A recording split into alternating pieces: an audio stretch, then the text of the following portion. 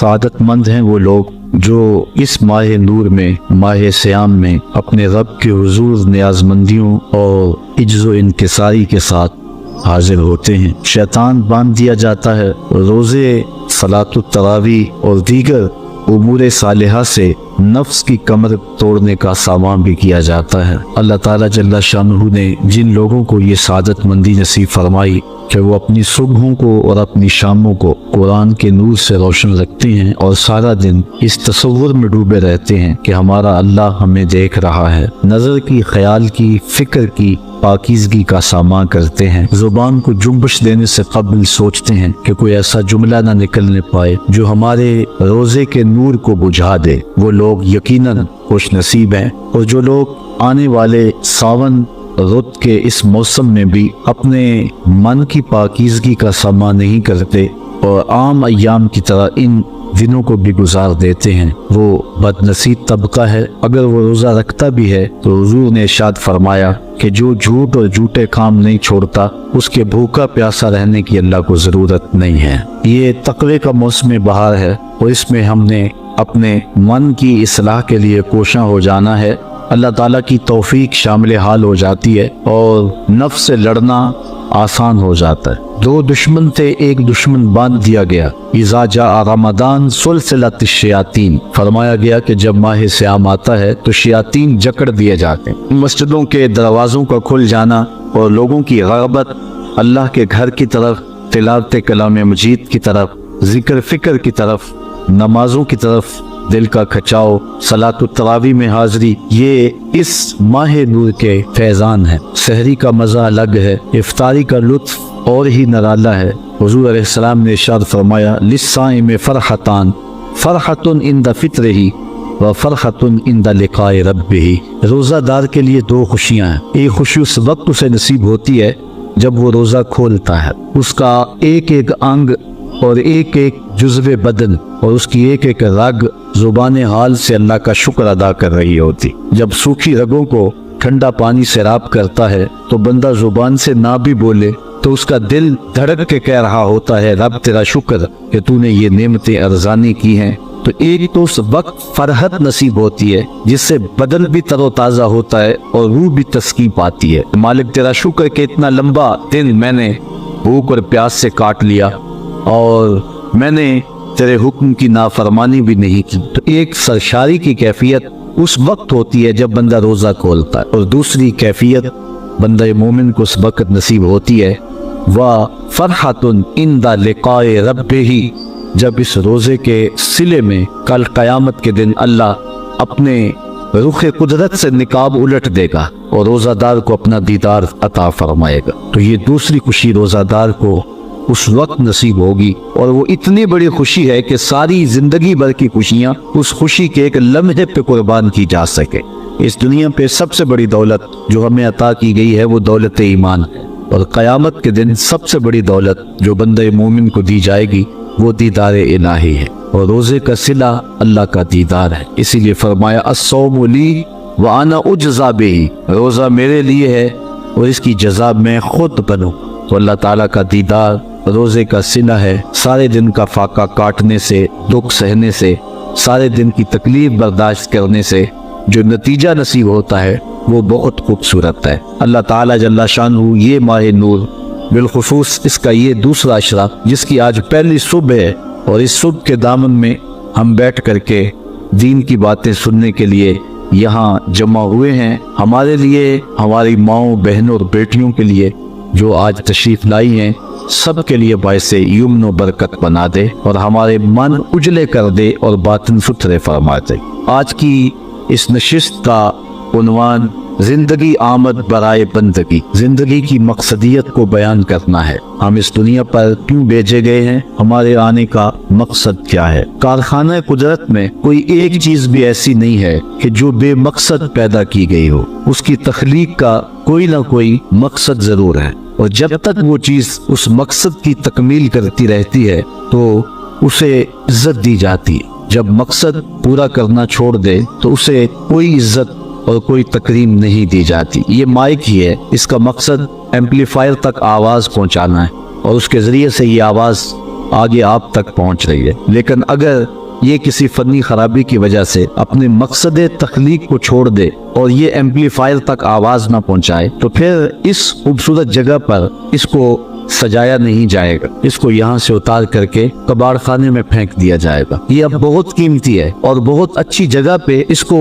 मर्तबा दिया गया है, लेकिन फिर इसकी कोई तौकीर नहीं होगी। इसी तरह कायनात की हर शय और हर चीज अपने मकसद की जब तक तकमील करती रहती है तो इज्जतों की मसनद पे उसे बिठाया जाता है, और जब मकसद पर अमल करना छोड़ दे और मकसदियत से आरी हो जाए तो फिर उसकी कोई तौकीर और कोई इज्जत नहीं रहती। अल्लाह ताला जल्ला शानहू ने हजरत इंसान को भी किसी मकसद के लिए पैदा किया है, बेमकसद इसको पैदा नहीं किया गया है। इस कायनात के अंदर छोटे छोटे जानवर भी बेमकसद पैदा नहीं किए गए। इंसान तो मकसूद है कायनात का, और जिसके लिए पूरी कायनात को तख्लीक किया गया है वो इंसान क्या बेमकसद पैदा कर दिया गया है। उसकी तख्लीक का कोई मकसद नहीं है। यकीनन उसकी तख्लीक का कोई मकसद जरूर है, उसकी तख्लीक का कोई मुद्दा जरूर है। अल्लाह ताला जल्ला शानहू ने उस मकसद को, उस मुद्दा को कुरान मजीद में बयान फरमाया। इरशाद किया, वमा खलक़तुल जिन्ना वल इंसा इल्ला लियअबुदून। हमने जिन्नो इंस को इसलिए पैदा किया है कि वो मेरी इबादत करें। इंसान की तख्लीक का मकसद और मुद्दा अल्लाह ताला जल्ला शानहू की इबादत करना है। अल्लाह ताला जल्ला शानहू की इबादत इसलिए नहीं कि उसको बंदों की इबादत की जरूरत है, उसे कोई गर्ज है। बंदों को तख्लीक उसने इसलिए किया है कि वो मुझे पूजेंगे और मेरी इबादत करेंगे तो कोई मुझे फायदा होगा। अल्लाह ताला जल्ला शानहू ऐसी किसी गर्ज से पाक है। खुद इरशाद फरमाया, मा उरीदु मिनहुम मिन रिज़्किन व मा उरीदु अन युतइमून। ना तो मैं इससे कोई रिज़्क चाहता हूँ और ना ये चाहता हूँ कि वो मुझे खिलाएं, क्योंकि वो खाने से भी पाक है और उसे रिज़्क की भी जरूरत नहीं है। बल्कि इन्नल्लाह हुवल रज़्ज़ाक़ु ज़ुल क़ुव्वतिल मतीन। उसकी शान ये है कि वो खुद रज़्ज़ाक़, वो पूरी दुनिया को देने वाला है और वो कुव्वतों का मालिक, वो रब जो खुद कुव्वतों का मालिक है, जो मतीन है, ज़ू कुव्वा है और रज़्ज़ाक़ है, उसको गरज कोई नहीं है। तो फिर बंदों को हुक्म क्यों किया गया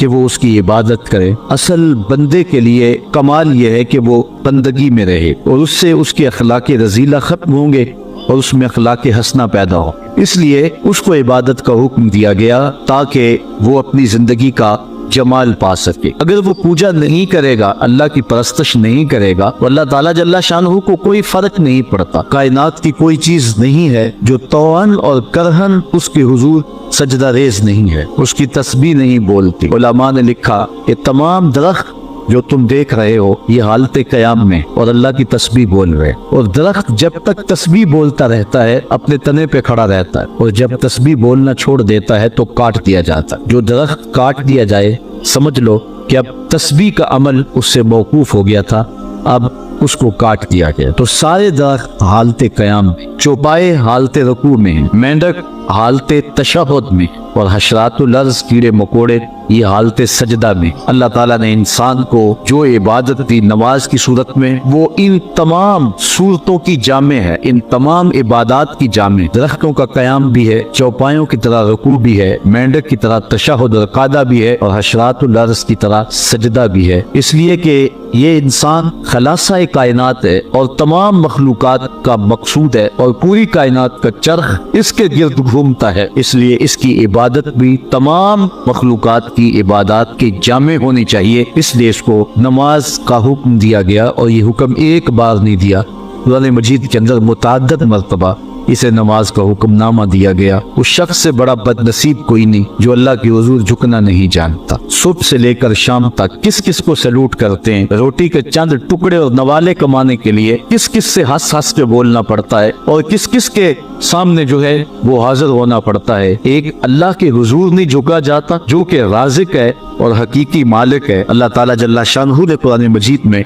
एक मुकाम पे इरशाद फरमाया, या अय्युहन्नासु उबुदू रब्बकुमुल्लज़ी खलक़कुम। ऐ लोगो अल्लाह की इबादत करो। क्यों? रब्बकुम, वो तुम्हारा रब है। या अय्युहन्नासु उबुदू रब्बकुम, अपने रब की इबादत करो, तुम्हारी तरबियत करने वाला है, तुम्हें दर्जा कमाल तक पहुंचाने वाला है। यहाँ सिर्फ अहले ईमान को हुक्म नहीं दिया गया, यहाँ पूरी इंसानियत को अल्लाह के हुजूर हाजिर होने का कहा गया है। चूँकि वो सिर्फ अहले ईमान का रब ही नहीं है بلکہ وہ تمام کائنات کا رب ہے۔ سورۃ الفاتحہ اٹھائیں تو وہاں ارشاد ہوتا ہے الحمدللہ رب العالمین، تمام خوبیاں اللہ کے لیے جو تمام جہانوں کا پالنے والا ہے۔ وہاں رب المسلمین نہیں کہا کہ صرف وہ اہل اسلام کا رب ہے، وہ تمام جہانوں کا رب ہے، پوری کائنات کا رب ہے۔ ہر شخص کو اس کی ضرورت کے مطابق باہم پہنچا رہا ہے، جو اسے مانتا اسے بھی دیتا ہے، جو نہیں مانتا اسے بھی دیتا۔ کبھی ایسا نہیں ہوا کہ اس کے حضور کو سجدہ ریز نہ ہوتا ہو اور اس نے اس کے رزق کے دروازے بند کر دیے، سورج کو حکم دیا ہو اس کے گھر میں روشنی نہ بھیجنا، یہ میرے نافرمانوں کا گھر ہے۔ یہ اس کی ربوبیت ہے جس کا عموم پوری انسانیت کو فیض دے رہا ہے۔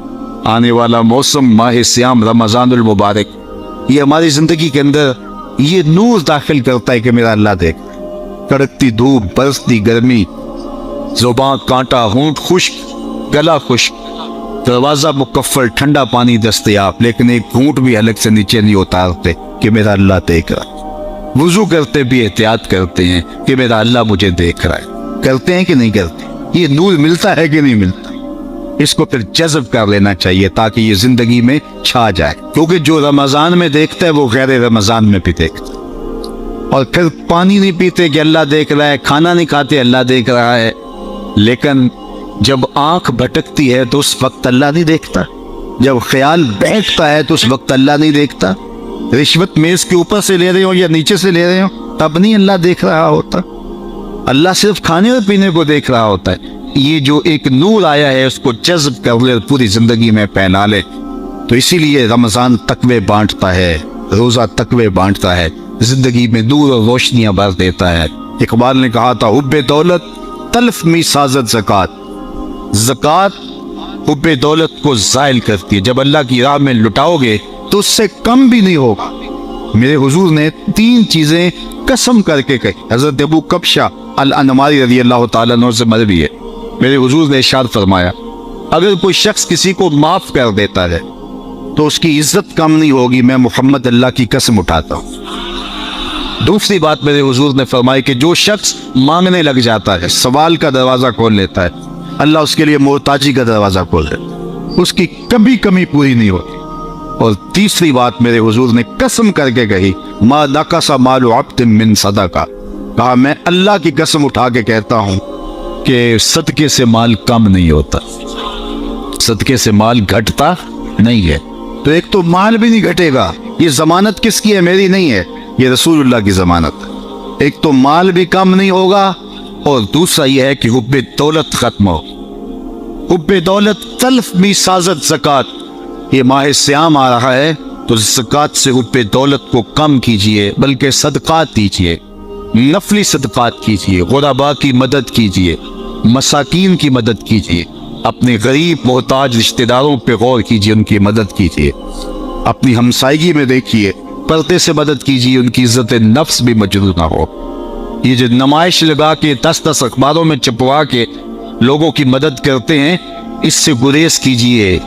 کبھی سوچیں کہ اگر آج کسی کی بیٹی لائن میں کھڑی ہے تو کل اگر یہ مرحلہ میری بیٹی کے لیے آ جائے تو پھر میرا مزاج کیا ہوگا۔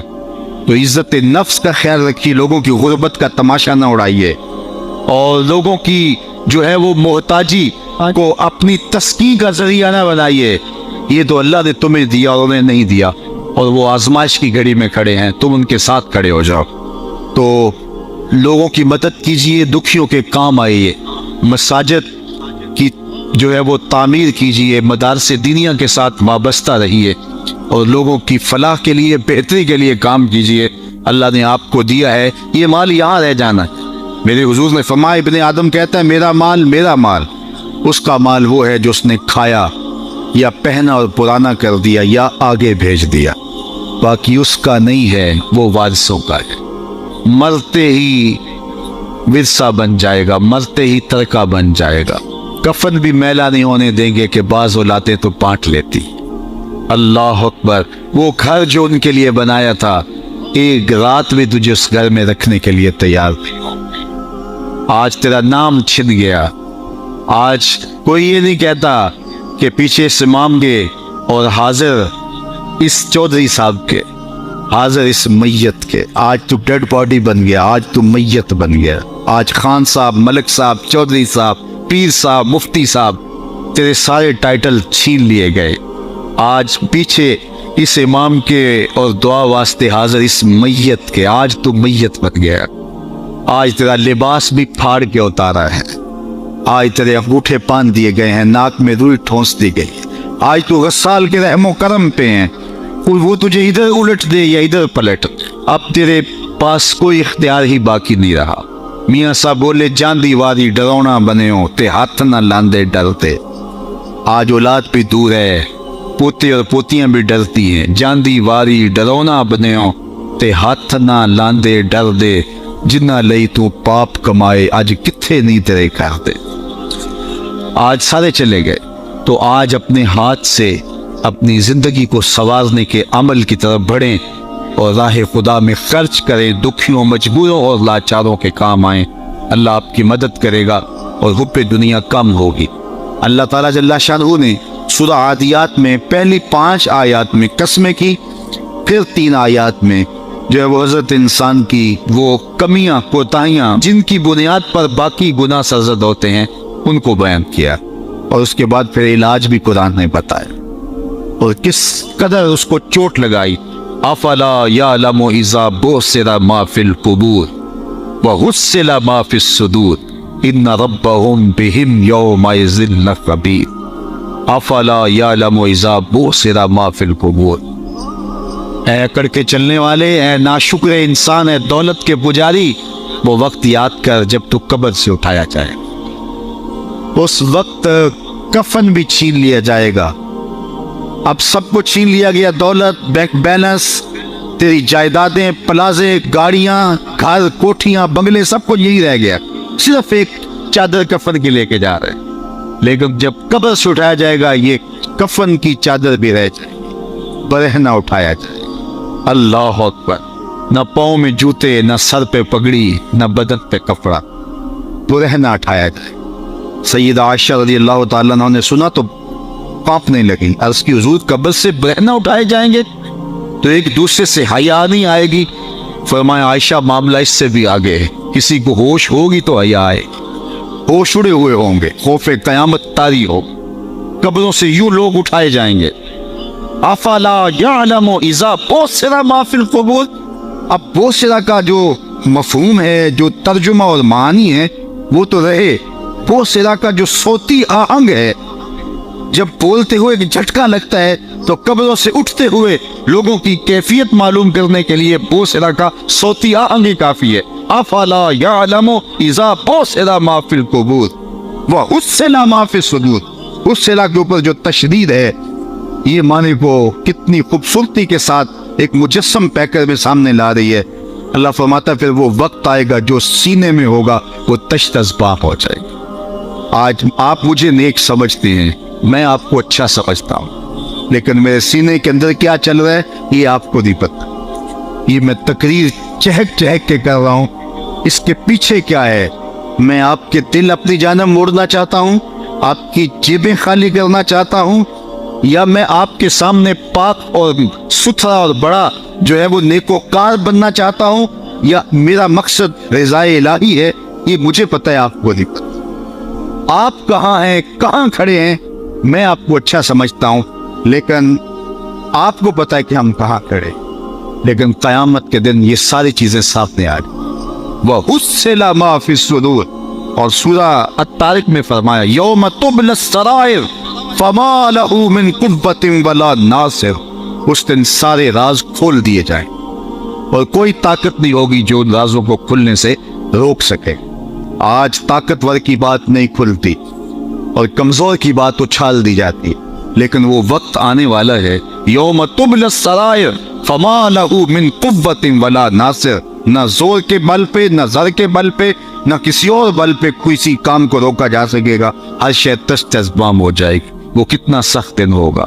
ऐ दावरे हश्र मेरा नामाए आमाल न पूछ, इसमें कई पर्दा नशीनों के भी नाम आते हैं, तो वो कितना सख्त दिन होगा। वह हुस्सिला मा फिस सुदूर इन्ना रब्बहुम बिहिम यौमइज़िन लखबीर।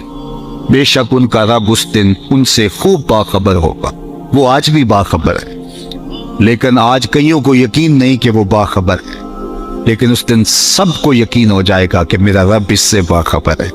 جب پرانی تصویریں چلنا شروع ہو جائے، جب ساری ویڈیو سامنے آ جائے، زندگی میں جو کیا، تنہائی میں، اعلانیہ، خفیہ، جہاں جہاں جو کیا، دادے عیش تھی، سب کچھ تشت ازبام ہو، سب کچھ جو ہے وہ سکرین پہ چل رہا ہوگا، کوئی چیز بھی تشت ازبام ہونے سے نہیں رہ جائے گی، تو پھر بندہ کہے گا اوہو یہ تو سب میرے مالک کو پتا تھا، لوگوں کی نظروں سے چھپ سکا، رب کی نگاہوں سے تو نہیں چھپ سکا، اس کی نگاہوں سے کون چھپ سکتا ہے؟